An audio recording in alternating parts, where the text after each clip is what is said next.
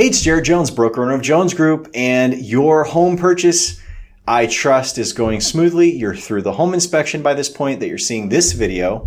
And the next step in the process is your lender orders the appraisal. Now, you might have said, Jared, I already ordered it. It's already in the process. Okay, that may be the case, but bear with me. I'm going to tell you how it goes from here. The home appraiser will go do a site visit to the house. Takes a few minutes. He walks around, shoots a few photos, and leaves. Okay. Now, if the appraiser has concerns about the value, a lot of times he'll call the other agent that's on the seller side and alert them like, hey, I have issues here. I can't get the value that you guys need.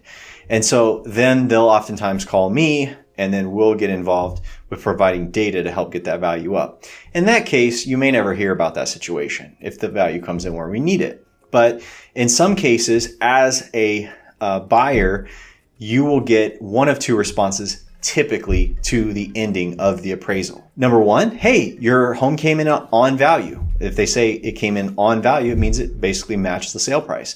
Very rarely do appraisals go in over the value. They're just trying to justify at the price you paid.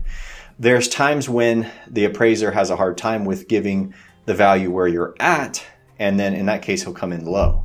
Now, I want to share one thing with you. If you are in a rapidly appreciating market, a market that it's a lot of multiple offers, you had to fight to get a house, you tried to shop and shop and shop till you got the house you eventually got, you're in that particular marketplace, then one of the things that you need to know is that you really might have a low appraisal, and it's just the way it is. Like, you didn't overpay for the house. It's just that the appraiser, the way it works with an appraiser, they couldn't bring it in on value. And let me explain what that means. When an appraiser justifies value, he works in the past, okay? So you probably are aware to some degree, the appraiser looks at what homes have sold for and then says it's worth this. Well, think about in a rapidly appreciating market. Let's say 2 months ago, the homes were selling for $300. A month ago, they might have been selling for $305, $307. And then 2 months later, they might be at $310, $312. You follow where I'm going. Well, if the appraiser sees homes under contract at $305 or $306, the solds recently sold for $300, then he looks at our price at $310, and we were in multiple offer fights to get the $310. He still has to say it's worth $300 to $305. Why? Because he's going backwards in time, and today's value is even faster and it's increased. Okay. So when the market's going down, it's very rare that an appraisal gets cut. When a market's going up, the appraisals come in low quite often. Let's talk about what happens when that happens. Well, number one, we're going to talk to the seller and say, hey, Mr. Seller, the value's not there. And we're going to really talk to them about coming down on their price. Now, in the end, one of two things has to happen. The value on the appraisal has to come up, which very seldom happens once the appraiser sets it, which means, as you can imagine, we argue with the appraisal to bring it up. Again, rare. But the more common thing is the sale price that is agreed on has to come down. So what that means is that the seller has to say, well, I will take less on my house. And so in some degree of negotiation, the seller has to come down. Now, that might mean that you might have to pay over the value illustrated. So let me give you an example before you say, that's a terrible idea. Let's say that you negotiated a price of $310, okay? And let's say that the actual appraisal came in at $300, right?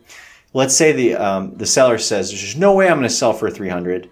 We have a price at $310. I have a backup buyer at $309. Well, let's say that hey, Mr. Seller, look, if you'll come in at $304, we'll cover $4,000 difference in between. So it means even though it appraised for $300, you as a buyer will make up the $4,000 that your bank's not going to lend you on it because it's over the value, theoretically. And then in turn, you come down $6,000, and the seller may go for that, right? Because he sees a little give and take, right?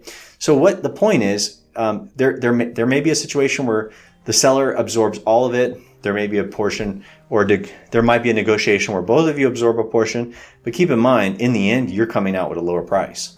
So even though you might be like, oh man, I don't like paying over this appraised value. Well, before you might have been okay paying $310 for it.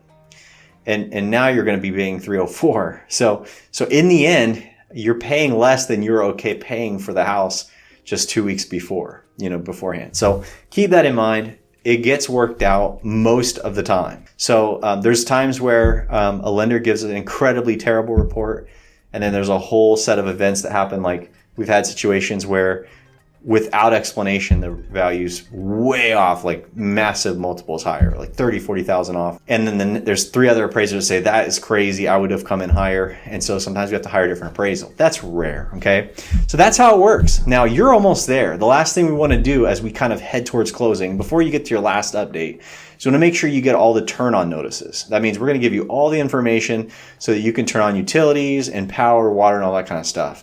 Now, if you're in a homeowner association, the payments for your HOA is going to come from the title company. Okay, so that's how that works. But we're going to try and get you as much information as we can as far as vendors are concerned, as far as utility companies, all that kind of stuff, so you can set your transfer notices for the date of close so that you don't have any loss of power between when the seller cuts it off and when you decide to move in the property. All right, that's it. As always, if you know anybody that needs help buying or selling, who do you know? The highest compliment we can earn from you is your trust to help friends and family when they buy or sell. Keep your ears perked open as you find that someone else needs our help. We're happy to share with them the great service that we're trying to hopefully give to you.